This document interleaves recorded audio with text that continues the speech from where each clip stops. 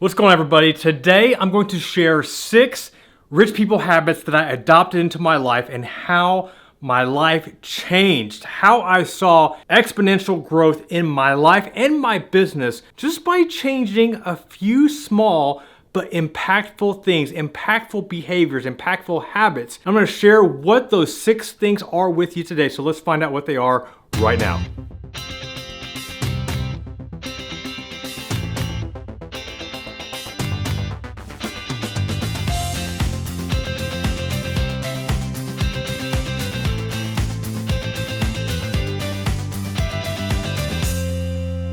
What's going on, y'all? So before I share what these 6 habits are, I feel like I need to give you some context of where I was at in my life, where I was at in my career, to why I even thought I needed to make a change. Like, why did I feel that I needed to make some key changes and implement some changes in my life that I just wasn't getting? Like, why did I feel that I wasn't reaching my maximum potential? So for those that know my story yet, I've been a financial planner for over 16 years now. At this point in my life, in my career, I've been a financial advisor for 6 years.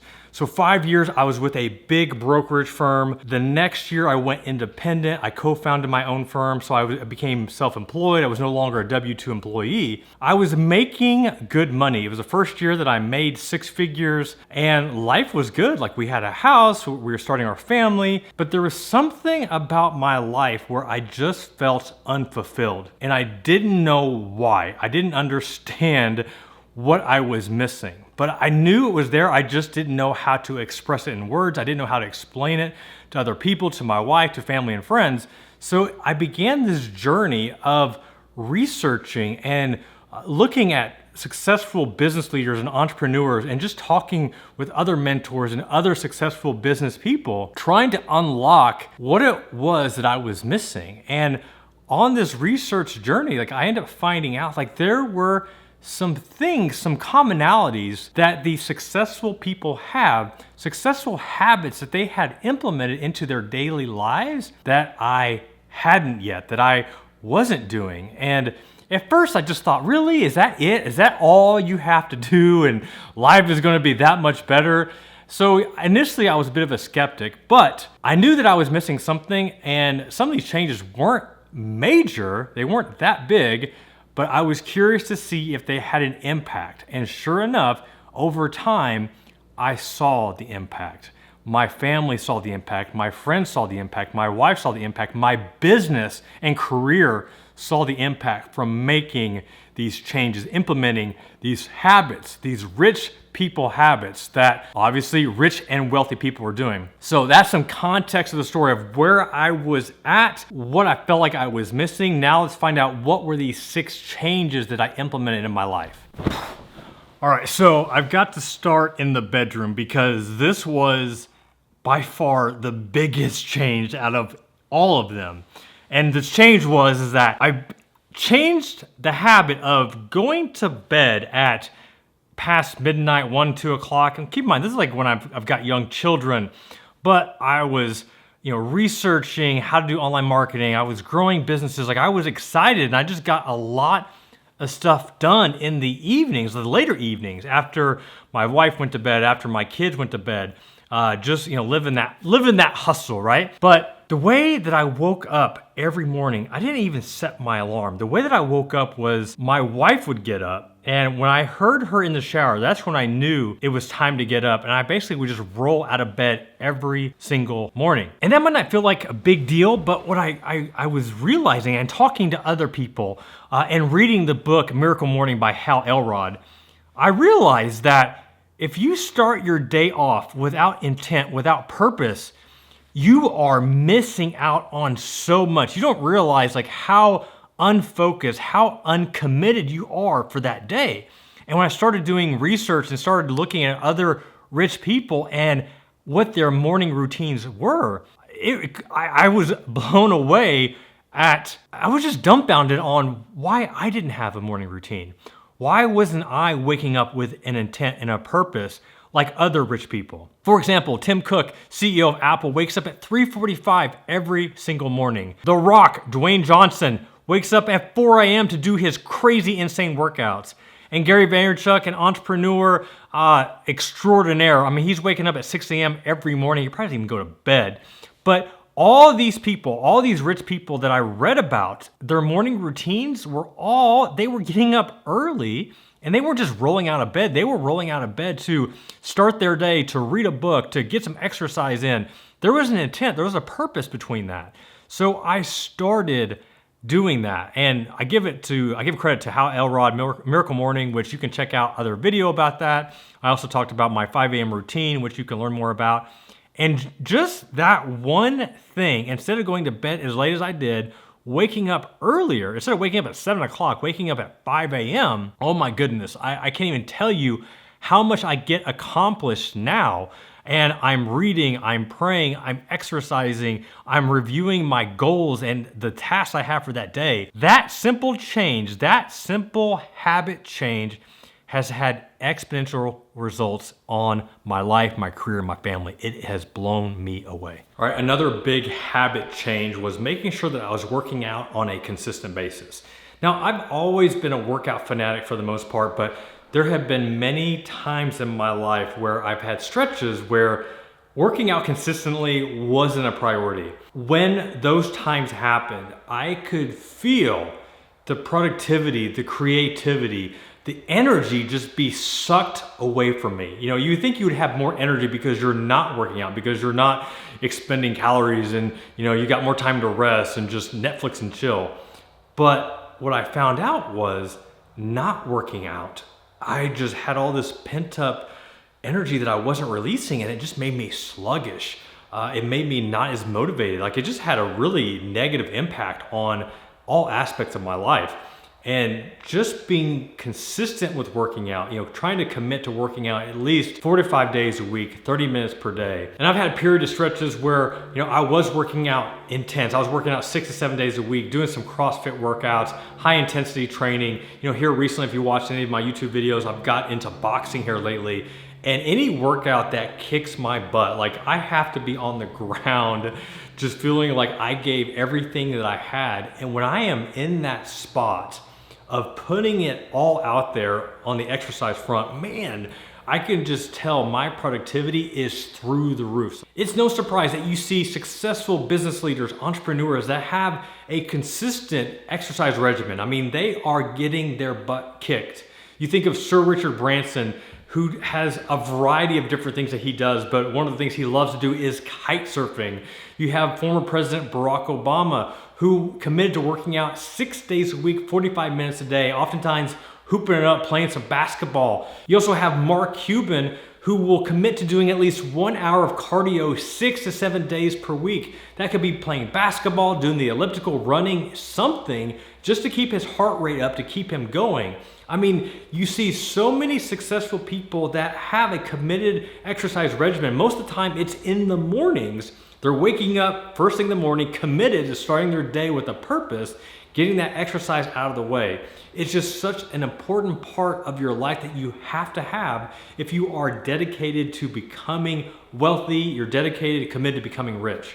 All right, the third rich people habit that I implemented, and this sounds a little crazy to think that this would have an impact, but making sure that I dedicated some time in the day for meditation and prayer. Now, for me, I'm more of a spiritual guy, so I spend more time in prayer. So that means I'm either listening to worship music, just praying about my day, praying about the things that are on my mind, whether it be my family, my friends, business things, just whatever I just feel that God is calling me to pray for.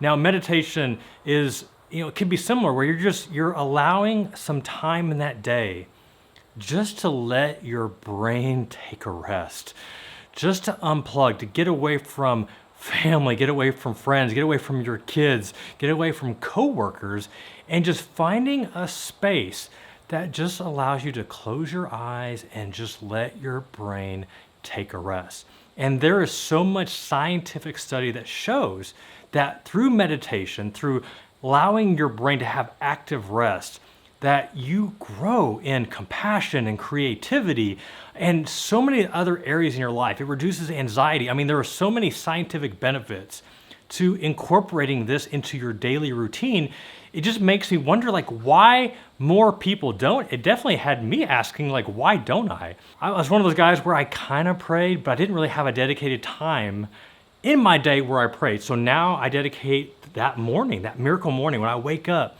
I'm going to spend time, 5 minutes, 10 minutes, sometimes 15 minutes or longer, just resting and praying and not focusing on all the other things I have in my day that are going to stress me out and get my brain all jacked up. So now I challenge you, like, is there a time in your day when you can take some time and just let your brain rest, whether it be in the mornings, at lunch, maybe taking a break during the day, because we have so much things to do on our to-do list that we are just so bogged down. You gotta find some time to allow your brain to rest. All right, number 4 is reviewing my goals on a consistent basis. So before all this, I would make my annual goals, my yearly goals, and I felt really good that I was doing this. But the reality is that by the second month of by February of that year, I would forget like what my goals were. And I may reflect back on what those goals were at the beginning of the following year. But what was happening, I was losing sight on what were the things that I was really wanting to accomplish. Like what were the goals that were my priority? Not to mention the fact that our goals can change. Like things will happen in your life, in your business, that will force you to have to pivot and change and alter what those goals are. So the big habit change for me was reviewing my goals on a consistent basis. So one of the first things that I started was instead of doing annual goals, I would do quarterly goals. So every 90 days, I would have new goals. But in that 90-day period, not only would I have my 90-day goals, but then I would look at my 1-year goals. I also had 3-year goals, and I also had lifetime goals. And by reviewing all of those goals consistently on a 90-day basis, it was just seeing exactly what I wanted to accomplish. So I could see my lifetime goals and made sure that my 3-year goals were taking steps towards my lifetime goals. And then making sure that my 1-year goals were taking steps towards those 3-year goals, and my 90-day goals were taking steps towards my 1-year goals. So I think you get the point. But the whole big change, that habit change, was making sure that I was reviewing what those goals were consistently. I was putting them in my face every single day. So I would review my goals every 90 days, but with that, I also had monthly goals, weekly goals, daily goals, and just making sure that they all were working towards accomplishing what the bigger picture goal was. It's not a shocking statistic to know that 88% of all rich and wealthy people read for self-development. They read for self-improvement. And I was okay at reading books, but seeing that other successful leaders, wealthy people were reading not just one book a month. I mean, they were reading several books a month, sometimes multiple books per week. Now, with 4 young children, it has been very hard for me to get to that level, but I can still read about 1 book every 1 to 2 weeks. So I have plenty of books here in my office. I also do audiobooks. I have an Amazon Kindle. There are so many different ways that you can read books, and I just allow myself, I don't give myself an excuse not to be able to read. So if I have my Kindle in my bed, if I have a new book loaded on Audible so I can listen to an audiobook as I'm driving, just driving to the movies or driving to get something to eat, or if I'm here in my office on my to-do list, I always write, I need to read 1 chapter of whatever book is on my list for that day. I also listen to audiobooks as I'm working out, or sometimes I'll go on walks during the day just to break up my day. Either way, I am able to read a lot because of that. And for somebody that has 4 young kids right now, like I'm pretty impressed the fact that I can read what I do. And it makes me realize though that, yeah, I'm busy. I'm a busy guy. I got 4 young kids, but I'm sure the other multi-millionaires, multi-billionaires will have a pretty busy day too, and yet they still find a way to read. So there are no excuses for not reading books. All right, the 6th and final habit that I implemented that just had amazing results was valuing relationships, putting a focus and an investment in other people. So before this, I was somewhat, I don't say secluded, but I had other financial advisors that I would network with, but that was really about it. I didn't have, I would call, a support community that could really be there for me anytime that I hit different pain points in my career, in my business or in my personal life. So me just putting an emphasis on valuing relationships, and that started with a business coaching group. To be able to surround myself with other successful entrepreneurs, small business owners that were all committed to growing, surrounding myself with them. So, because we just had so many similarities, so many growing pains that we could share, share in those struggles and share in those wins, and just having an outlet to go to. I also became more involved in my church through small groups, just through everyday Christian people that have the similar struggles that everybody's dealing with, but just being very vulnerable, being very open to what those struggles are.